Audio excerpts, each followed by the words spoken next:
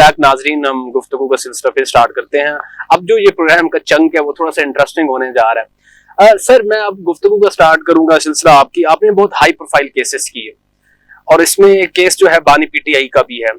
क्या ताल्लुक है बानी पीटीआई के साथ एज ए लॉयर क्लाइंट का, पहले तो ये बताएं सर। पहले तो सर सबसे बात ये कि जो मैंने केस किया था उस केस के अंदर ये होल्ड हुआ था कि उनको बानी नहीं, उनको इमरान खान कहने। उनका जब वो पैदाइश हुई थी तो उनका एक नाम रखा गया था इमरान खान, और अदालत ने इस चीज़ को एडमिट किया था कि आप उनका नाम जो है वो टीवी पर ले सकते हैं। और जस्टिस शम्स महमूद मिर्ज़ा साहब ने वो जजमेंट फाइल की, जो पास की थी भी रिसेंटली मैंने की थी। देखिए, मेरा कोई ताल्लुक किसी पॉलिटिकल पार्टी से नहीं है। मैं हमेशा कहता हूँ आई वॉज हिज लॉयर। उनके बहुत सारे केसेस किए, अभी भी किए, कर भी रहे हैं, एक दो जो पेंडिंग हैं।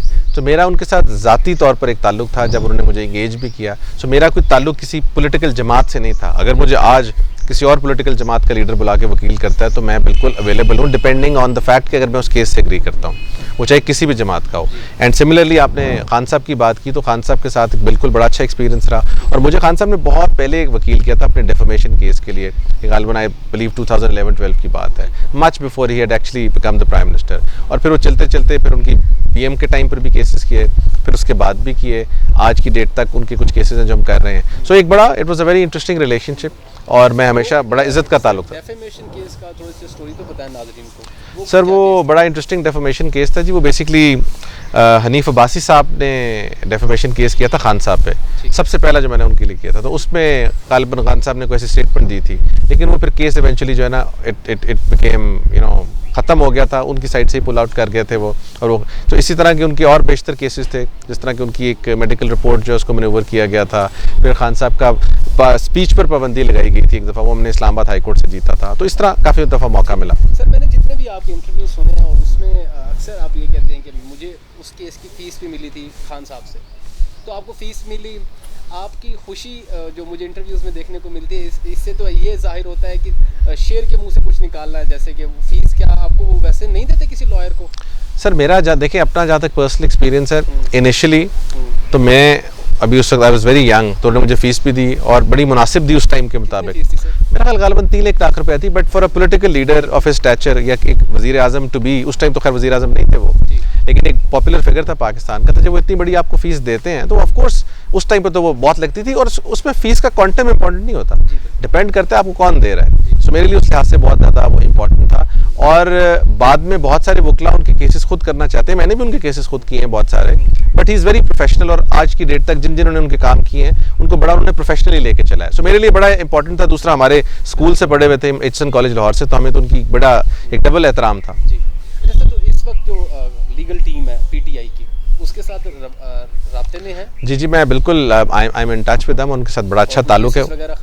खान साहब के कुछ केसेस हैं जी जो पेंडिंग हैं अभी 2-3, और वो बिल्कुल भी लीडिंग दैट। बट उनका चूंकि आपके सामने 200-250 तो केस है, तो उन केसेस के अंदर बहुत सारे वकला डिफरेंट एंगेज्ड हैं। केस नाज़रीन को बताना चाहेंगे जिसमें आप खान साहब के केसेस में आप काम कर रहे हैं? सर एक तो बेसिकली यही जो आपको मैंने बताया था कि उनका नाम लेने की इजाज़त दी गई थी।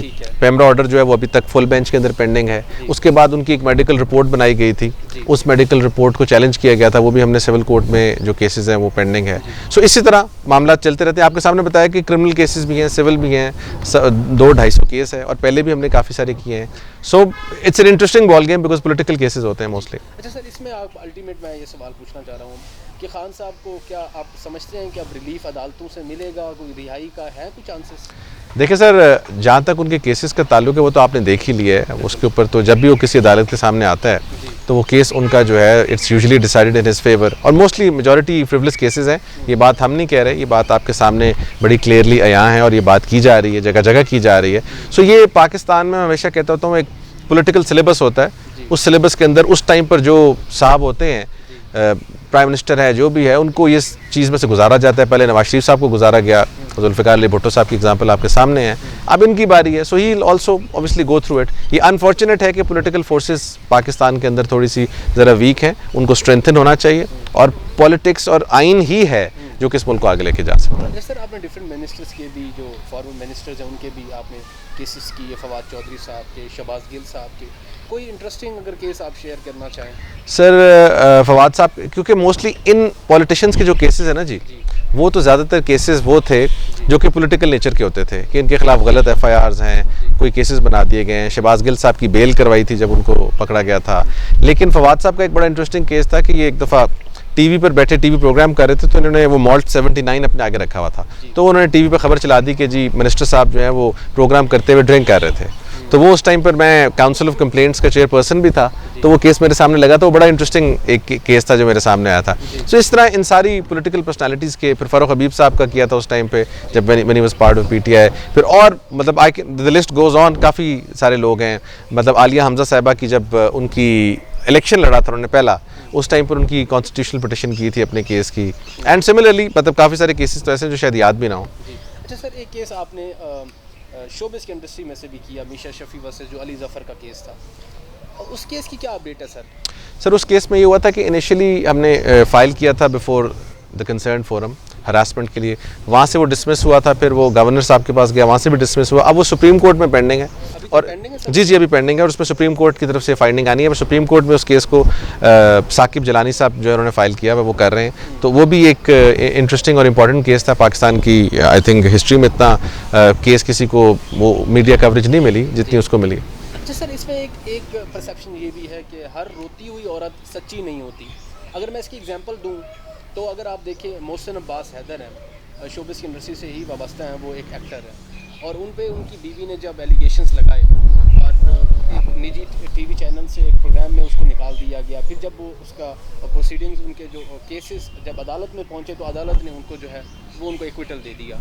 तो आप क्या समझते हैं कि जब हर खातून किसी पे इल्ज़ाम लगाती है तो वो एक मर्द के लिए मुश्किल नहीं हो जाता? फिर उसके साथ साथ अदालतें किस तरीके से इस अप्रोच को अपनाती हैं? देखिए जी, मैं किसी केस के मेरिट्स पर कमेंट किए बगैर, इवन अपने केस जिसकी हम बात करें उसके मेरिट्स के बिना, मैं समझता हूँ कि जब भी कोई खातून इस नेचर का इल्ज़ाम लगाती है उसको बड़ा सीरियसली आपने लेना है। ये मैं नहीं कहता, ये सुप्रीम कोर्ट की जजमेंट्स कहती हैं, ये मुतअद्दिद जजमेंट्स हैं इस पॉइंट पर। अभी रिसेंटली मंसूर अली शाह साहब ने एक जजमेंट दी है बहुत ज़बरदस्त इस पॉइंट पर।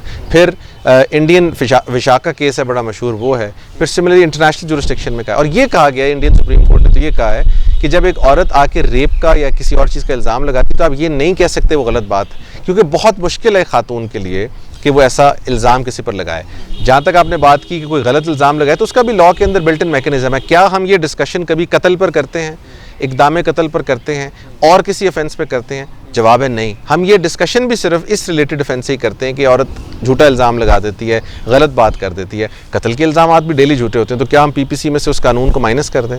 सो ये कहने का मकसद ये है कि हर केस के अंदर ऑप्शन होती है या पॉसिबिलिटी होती है of a false accusation, but उसकी वजह से आप उसकी जो सिनॉप्सिस है या उसकी जो बेसिक्स है उसको आप आई थिंक मिटिगेट नहीं कर सकते। नहीं सर, इसमें मेरा ये पर्सनल राय है कि जब तक अदालत कोई फैसला नहीं देती तब तक अवाम-उन-नास को भी अवेयरनेस होनी चाहिए, और ख़ासतौर पे उन इदारों को भी जहाँ पे कोई वर्क प्लेस में अगर कोई काम कर रहा है तब तक उसको इस नज़र से ना देखा जाए कि आपने कोई हरासमेंट की है या गलत किया है खातून के साथ, जब तक अदालत कोई फैसला नहीं करती। देखिए ये तो एथिक्स की साइड है सर, इस पे तो मेरा कमेंट करना इसलिए नहीं बनता। ये ऐसी बात है वंस अगेन कि आप कहें जी किसी के ऊपर मर्डर का पर्चा हुआ है और आप कहें आप उसको कातिल ना समझें, आप कैसे किसी को रोक सकते हैं या कैसे किसी को कह सकते हैं उसको समझें? परसेप्शन यही होती है इस मुल्क में, जब किसी पर एफआईआर होती है किसी भी ऑफेंस की, तो आप उसको उस ऑफेंस से मुंसलिक करते हैं या उस ऑफेंस से एसोसिएट करते हैं। गलत है। प्रिंसिपल ऑफ लॉ है कि everybody is innocent until proven guilty, that's a separate story. लेकिन इस वजह से सिर्फ एक चीज़ को उठाकर कि खातून जो है वो इल्ज़ाम ना लगाए, या अगर लगाए तो सारे ये करें, देखें जी वो तो एक ऐसी चीज़ है कि जो कुछ गलत होता है उसके ऊपर you can take action, but ये कहना कि जी फ़लाँ ऐसे ना सोचे फ़लाँ ऐसे ना सोचे बड़ा मुश्किल है। आप कभी उन इंस्टेंसेस पे भी आपने देखा है जहाँ पर डेली ऑनर किलिंग्स होती हैं, जहाँ पर डेली आप झूठे इल्ज़ामात लगाते हैं, बहुत सारी नेचर के ब्लास्फेमी केसेस हैं, बहुत सारे केसेस हैं, तो उस पर भी कभी बात होनी चाहिए, लेकिन उस पर बात नहीं होती।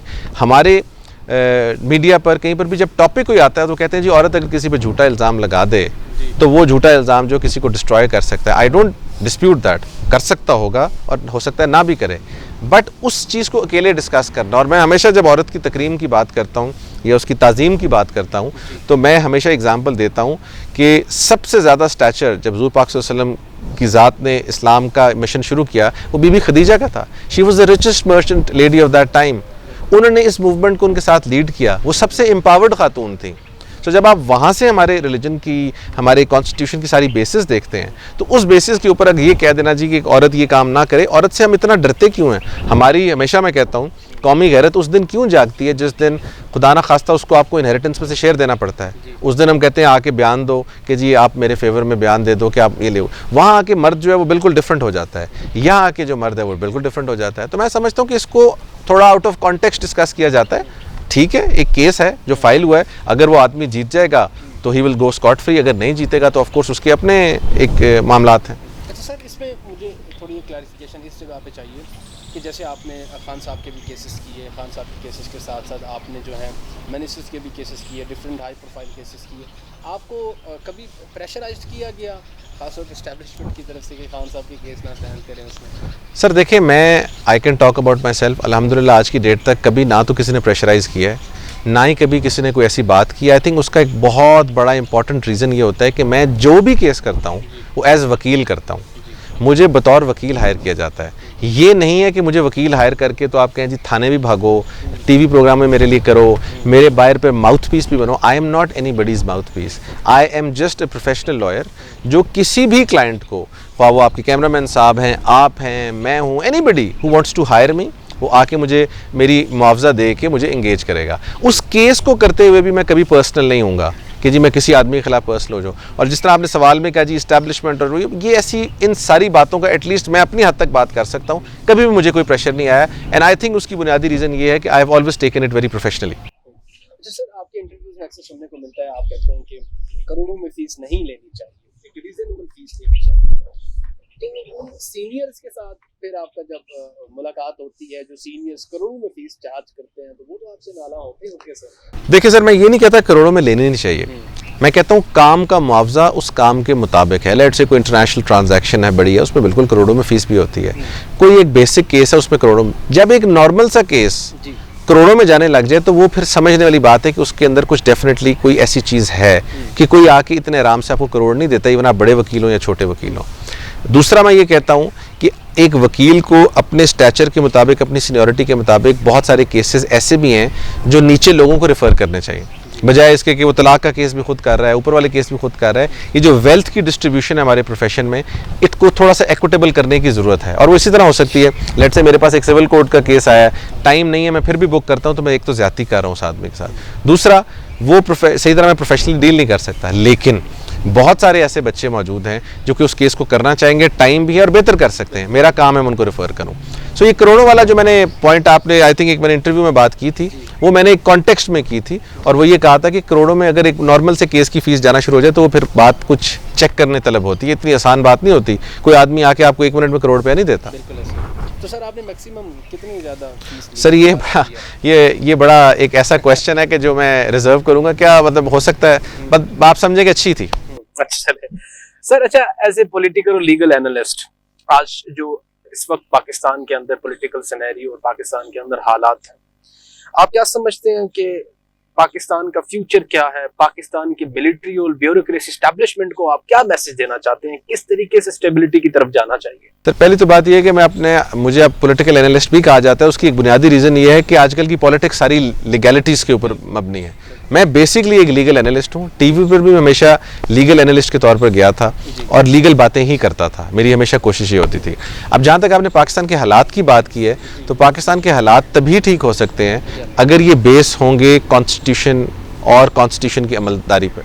अगर कॉन्स्टिट्यूशन से बाहर जाके हम खेलेंगे तो ये बात ठीक नहीं, किसी भी पॉलिटिकल पार्टी के लिए। ये मैं कोई किसी specifically to one political party नहीं कह रहा, मैं समझता हूँ हर पॉलिटिकल पार्टी को पॉलिटिक्स करने की इजाज़त देनी चाहिए। Politically they must be active, और पॉलिटिक्स पाकिस्तान में आगे लेके जाएगी तो इस मुल्क का कुछ बनेगा। अगर कोई भी और पावर, शख्स या एंटिटी पाकिस्तान को चलाने की कोशिश करेगी तो ये तजर्बे पूरी दुनिया में फेल हो गए। एक और भी मैं बात करना चाहूँगा, बहुत क्रिटिसिज्म भी किया जाता है पाकिस्तान में इस्टेब्लिशमेंट पर, फौज पर, ये वो। देखें, हम भी करते हैं अगर कोई क्रिटिसिज्म वाली बात हो, लेकिन साथ साथ आपको उनके बहुत सारे रोल्स हैं जिनको अप्रिशिएट भी करना है। अगर आपके मुल्क के अंदर कोई ज़रा सी सिचुएशन डेवलप हो जाती है तो आप सबसे पहले उनको बुलाते हैं कि जाओ जाके डील करो। आप नालियाँ तक अपनी साफ़ नहीं करते, आप कहते हैं जी भल सफाई भी ये करें। तो साथ साथ आपने you have to give them their due as well. हाँ, जहाँ पर उनकी तरफ से एक्सेस होता है या हुए हैं पास्ट में, उनको हमने कंडेम भी किया है। सो ये एक ओवरऑल किसी एक इदारे या किसी एक इशू की बात नहीं है, ये हमने मिलकर जो है ना जी तबाही इसको 30-40 साल लगाए हैं। तो इसको ठीक करने के लिए हमारे पास कुलिया मौजूद है। 1973 का आइन है, वो कंसेंसस से बना था, पाकिस्तान की सारी पॉलिटिकल फोर्सेस ने बैठ के बनाया था और वो बहुत मुश्किल से बना था। उस मुश्किल से बनने के बाद उसके ऊपर अमल करना आसान होना चाहिए था, हमने बना लिया लेकिन अमल जो है उसको ज़रा डिले कर दिया। सर आपने आइन की बात की, आइन की हालत हाल तो अब ये हो चुकी है कि जो आइन की अब 26वीं तरमीम पहुंच चुकी है, ठीक है सर। तो अभी जो रिसेंटली 26वीं तरमीम हुई, इस हवाले से आपका पहले तो ये मैं ये जानना चाहता हूँ कि आपका पर्सनल पॉइंट ऑफ व्यू क्या है। मैं जी 26 तरमीम जो है उससे प्रिंसिपली एग्री इसलिए नहीं करता। एक तो उसकी 2-3 बातें, तरीकत जिसके तहत वो हुई, procedure, I think it is procedurally defective. Parliament में जिस तरह उसको पास करवाया गया, वो प्रोसीजर मेरे नज़दीक प्रोसीजर फेयरनेस पर मबनी नहीं है।